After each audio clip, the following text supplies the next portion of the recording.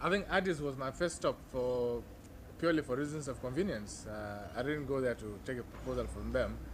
I have two identical messages from my head of state to, to the two heads of state, dealing with the current, situation.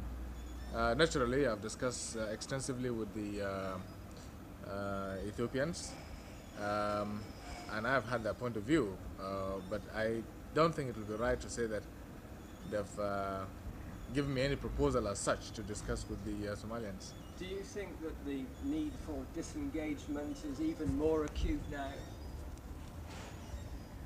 Well, the OAU has called for quite some time now for an end to the fighting and a resumption of, of talks. Naturally, this is the line we would like to pursue. But of course, we must also equate that with the present realities and the interests of both countries.